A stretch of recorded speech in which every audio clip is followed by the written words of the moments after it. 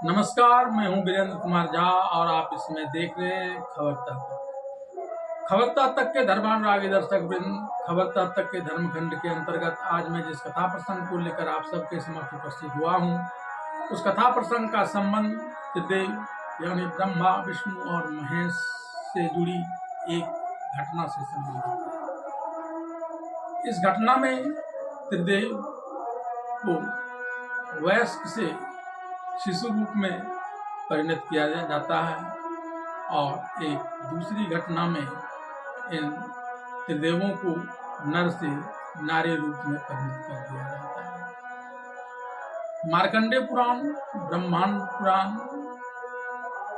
श्रीमद् देवी भागवत पुराण, रामचरितमानस आदि धर्म ग्रंथों के अनुसार इसके द्वारा वय या लिंग की निरपेक्षता के साथ साथ कर्म और धर्म की प्रधानता और परम ब्रह्म की सर्वोच्चता को बताया गया है। मार्कंडेय पुराण में वर्णित कथा के अनुसार एक बार जब देवलोक में त्रिदेव वहां नहीं रहते हैं, तब उन त्रिदेव की पत्नियां, त्रिदेवियां यानी सरस्वती, लक्ष्मी और पार्वती, ये तीनों आपस में हास प्रयास करती हैं और अपने आप को सर्वश्रेष्ठ पतिव्रता बताती हैं। तभी देवर्षि नारद का वहां आगमन हो जाता है और वे त्रिदेवियों की बात को सुनकर हंसने लगते हैं। त्रिदेवियां उनके इस प्रकार से हंसने को लेकर जब सवाल करती है, तो देवर्षि नारद उन तीनों में से किसी को सर्वश्रेष्ठ पतिव्रता न बताते हुए सती अनुसुईया को सर्वश्रेष्ठ पतिव्रता बताते हैं। देवर्षि नारद की यह बात उन त्रिदेवियों को नागवर गुजरती है और वे सती अनुसुईया की परीक्षा लेने का संकल्प कर लेते हैं। बाद में जब त्रिदेव यानी ब्रह्मा, विष्णु और महेश वापस अपने अपने घरों में लौटती हैं, तो उनकी पत्नियां उन्हें सती अनुसुईया की परीक्षा लेने की बात करती है। पहले तो त्रिदेव ऐसा नहीं करना चाहते हैं, लेकिन अपनी पत्नी के हट के आगे वे झुक जाते हैं और तब ब्राह्मण का वेश धारण कर सती अनुसुईया के यहाँ उनकी परीक्षा लेने के लिए चले जाते हैं। जिस समय त्रिदेव ब्राह्मण का वेश धारण कर यहाँ पहुँचते हैं, उस समय सती अनुसुईया के पति यानी अत्रि मुनि वहाँ नहीं होते हैं। तब उन ब्राह्मणों की आवाज को सुनकर सती अनुसुईया अपने घर से बाहर आती है और उन तीनों ब्राह्मणों को, जो वास्तव में त्रिदेव होते हैं, उन्हें अपना आतिथ्य स्वीकार करने के लिए कहती है और भोजन करने के लिए कहती है। इस पर त्रिदेव उनसे कहते हैं कि वे उनका यह आतिथ्य तभी स्वीकार कर सकते हैं जबकि वे निर्वस्त्र होकर इन्हें भोजन कराएंगे। अपने पातिव्रत्य के प्रभाव से सती अनुसुईया उन त्रिदेवों के मन की बात को समझ लेती हैं और वे उन्हें ऐसा ही करने का वचन देते हुए अपने घर के अंदर चले ले आती हैं और यहाँ उन त्रिदेवों को वे अपने पातिव्रत के बल पर शिशु रूप में परिणत कर देते हैं और फिर उन्हें भोजन कराते हैं। उसके बाद सती अनुसुईया बालक रूपधारी उन त्रिदेवों को कई दिनों तक अपने पास ही रखती है, उन्हें प्यार देती हैं, भोजन कराती हैं। इधर त्रिदेवों के देवलोक नहीं पहुंचने पर उनकी पत्नियां काफी उदास हो जाती हैं।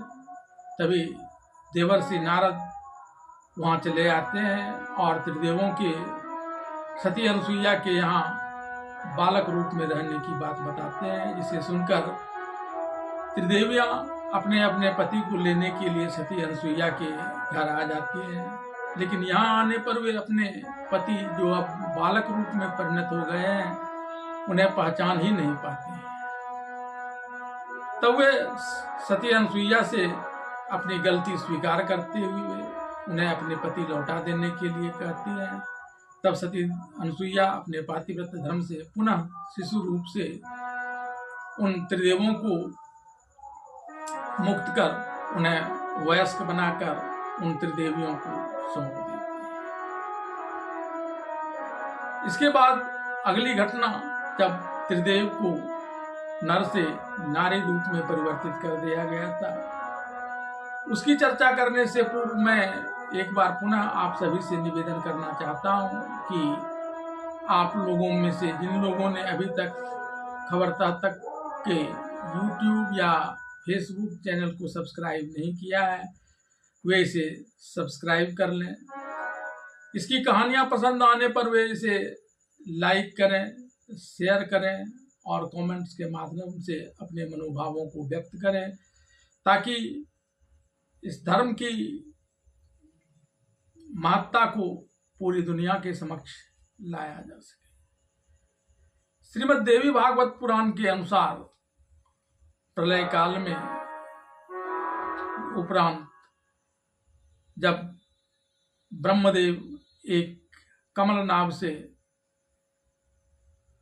अवतरित होते हैं, तो उस समय न तो वहाँ सूर्य रहता है, न ही चंद्रमा होती है, सिर्फ चारों तरफ जल ही जल रहता है और उसके ऊपर कमल नाभ पर ब्रह्मदेव स्थित होते हैं।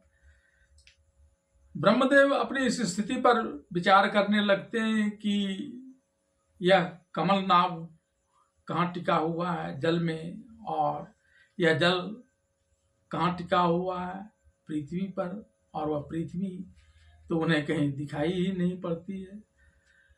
लेकिन वे जानते हैं कि कमल, जिसे पंकज भी कहा जाता है, उसकी उत्पत्ति ही पंख से होती है। इसलिए इस कमल नाभ के अंतिम सिरे में जरूर पंख होगा, और तब वहाँ उन्हें पृथ्वी की भी जानकारी मिल जाएगी, और तब पंच महाभूत और तन मातृकाओं से वे अपने सृष्टि का कार्य विस्तार कर सकेंगे। और ऐसी भावना को लिए हुए वे जल के नीचे उतरना शुरू कर देते हैं। 1000 वर्ष तक नीचे जाने के उपरांत भी जब उन्हें वहाँ धरती नजर नहीं आती है, तो वे अकुनाने लगते हैं और वहाँ से फिर वापस कमल नाभ की तरफ आने लगते हैं। इस क्रम में उन्हें एक आकाशवाणी सुनाई पड़ती है कि तपस्या करो, तपस्या करो, और तब वे 5000 से भी ज्यादा वर्षों तक तपस्या करते रहते हैं, लेकिन फिर भी उन्हें पृथ्वी का कहीं पर दर्शन नहीं होता है। तो वे फिर अकुलाने लगते हैं। तब उन्हें एक बार फिर दूसरी आकाशवाणी सुनाई पड़ती है कि सृष्टि करो, सृष्टि करो। इस पर वे मन में विचार करते हैं कि वे सृष्टि करेंगे तो कैसे करेंगे, क्योंकि पंच महाभूतों में से आकाश और जल तो उन्हें दिखाई पड़ रहा है, लेकिन अन्य पृथ्वी, अग्नि आदि का कहीं कोई नामो निशान नहीं है।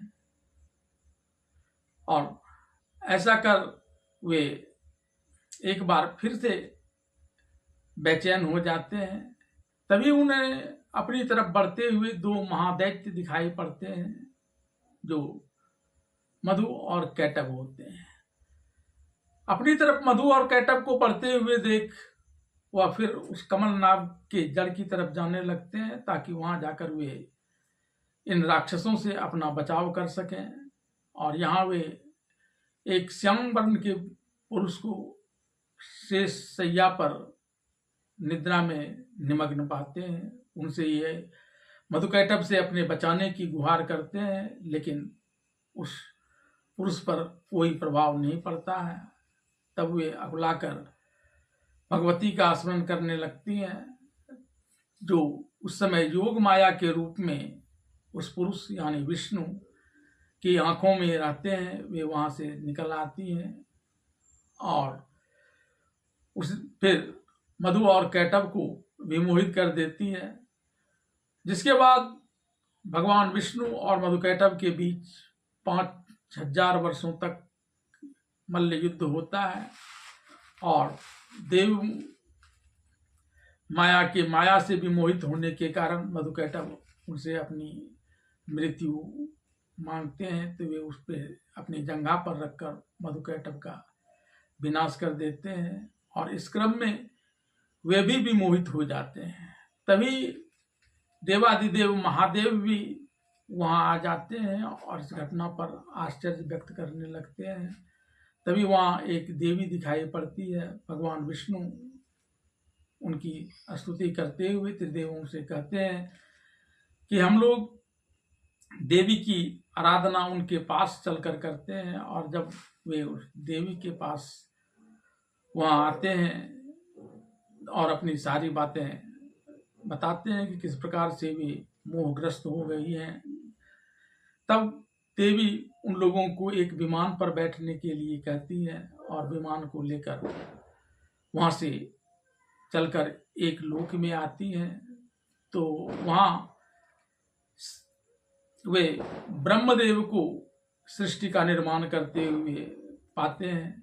इस पर जब भगवान विष्णु और शिव ब्रह्मदेव से इसका कारण जानना चाहते हैं तो ब्रह्मदेव भी अपने आप को असमंजस में पाते हैं। फिर वह देवी अपने उस यान को लेकर एक दूसरे जगह जाती हैं और वहाँ उन्हें उस लोक में व्याघ्र चर्म पहने हुए माथे पर गंगा लहराते हुए शिव का दर्शन होता है, और यह बात फिर उन्हें असमंजस में डालती है।